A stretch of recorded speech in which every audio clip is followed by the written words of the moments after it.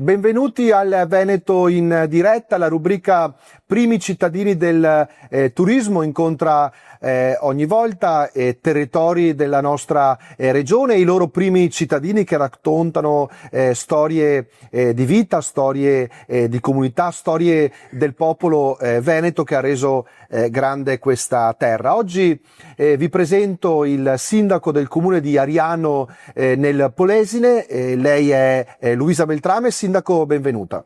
Grazie, buongiorno a tutti. Ariano nel Polesine è un comune di riferimento nel cuore del Parco del Delta del Po, circa 4.000 abitanti, un territorio vasto che si contraddistingue per la bellezza ancora sotto certi aspetti incontaminata, argini, grandi passeggiate, lunghi canali d'acqua. Un territorio ovviamente che deve essere governato e deve essere gestito. Il sindaco al suo secondo mandato ci racconterà adesso quali sono le progettualità migliori e che ha in mente, che stanno ovviamente a cuore, perché sindaco, questo è un territorio che per gestirlo bene bisogna amarlo, è d'accordo?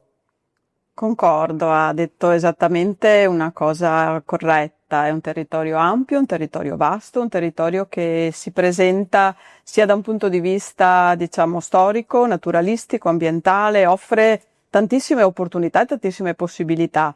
Va governato certamente, bisogna trovare quelle che sono le peculiarità e credo che arrivare a progettare uno sviluppo di un territorio non si possa prescindere da quelle che sono le sue particolarità, le sue attitudini.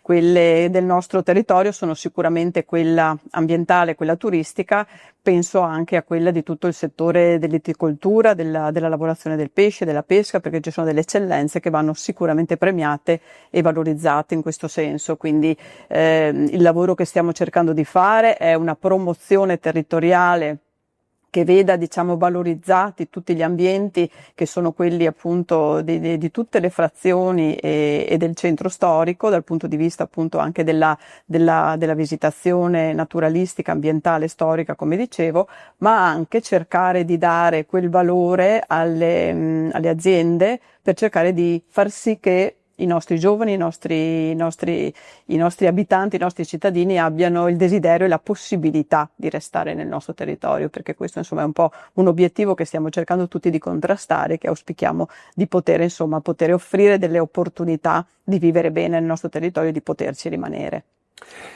Sindaco, lei parla di opportunità per un territorio, opportunità che lei ovviamente vuole dare ai suoi cittadini, corrispondendo il servizio che i suoi cittadini si aspettano come primo cittadino. Ma quanto importante è in questi territori fare squadra? Quindi anche al di là, al di fuori del confine comunale di Ariano nel Polesine, quanto importante è far squadra in questa area meravigliosa, unica non soltanto per il Veneto ma per la nostra Italia, che è il Parco del Delta del Po, e se vogliamo guardarla ancora più estesa il Polesine?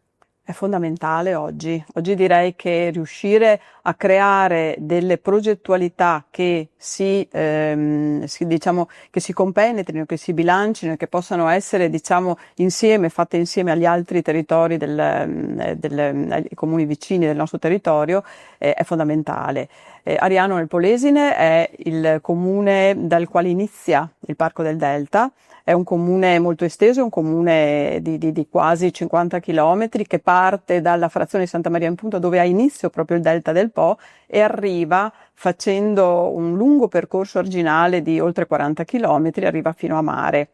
Questo dà la possibilità e l'opportunità del nostro comune di avere una valorizzazione sia appunto ambientale, sia della navigazione, sia della ciclabile, sia poi parlando sicuramente insomma parleremo anche dell'aspetto turistico legato alla parte storica, archeologica della frazione di San Basilio, ma tutto questo oggi più che mai deve essere messo in rete con quelle che sono le peculiarità di altri territori.